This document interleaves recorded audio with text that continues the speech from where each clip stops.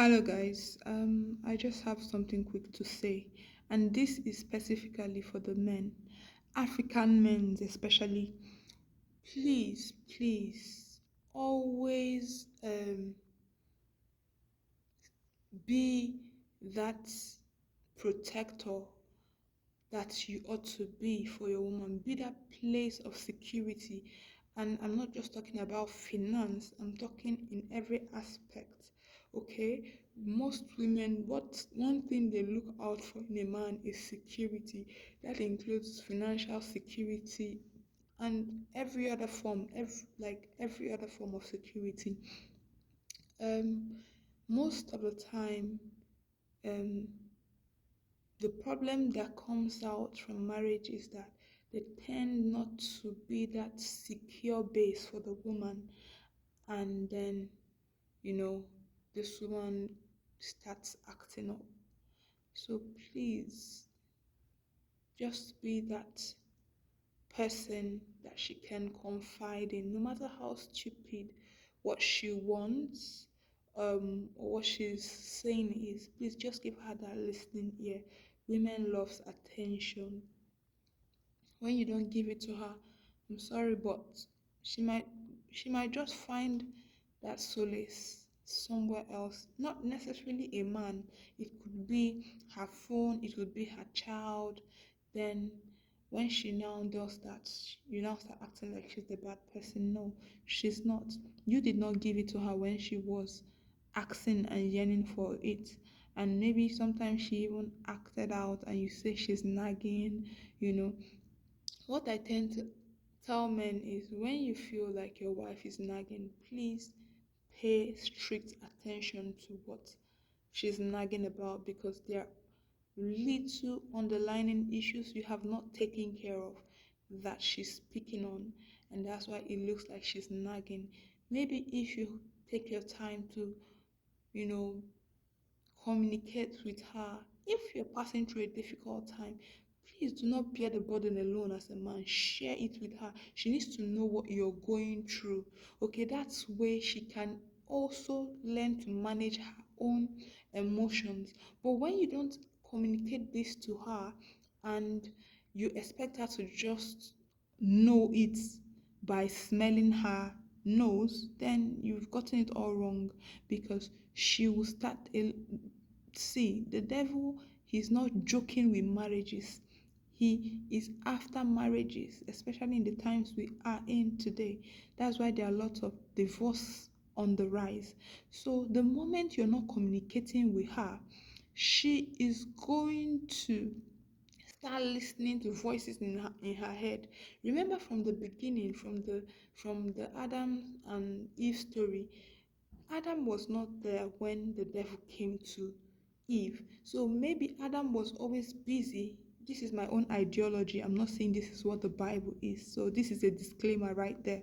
So let me just put it this way, that Adam was busy with other things, taking care of the garden, taking care of the animals, you know. Maybe he was already becoming too familiar with Eve. And then that little chance he gave, what happened? The serpent of old came and then had a discussion with Eve and tempted her. So let's say that this serpent wasn't even there physically. Like today in our world, Satan doesn't come physically. We just hear voices in our head. Yeah. So it's possible now that from what the Bible was saying, there was no physical serpent. Yeah. So it's possible that this serpent was just in her head, speaking to her, telling her that, look at this tree, you can actually take something from it, and then she started giving into those thoughts. And before you know, we are where we are today. The fall of man happened. So when you leave your wife to attend to other things you call the important matters, those things you are actually chasing after, they are good. They might be for the good of the family, yeah. But when the foundation is destroyed, what then can the righteous do? What then can you do as a man? What then can you do as the woman? The home will be destroyed, and then the children will suffer. Yeah. So what was I going to say again? So when to the Bible says that can two work together except they agree. So one thing I tend to tell people, especially when it has to do with marriage and even every other thing you're doing in life, is communication. Work in partnership, work together. As a couple, work together. Always communicate, even the littlest of things. This is one thing I have learned even in my course, that you have to communicate no matter how little. If you're going to for care, people that do care jobs, yeah, one thing they do is before you go in to administer any procedure on your patient or service user, you must communicate why you are there. Even if this person has mental illness, you know, you must still communicate it with them and get their consent.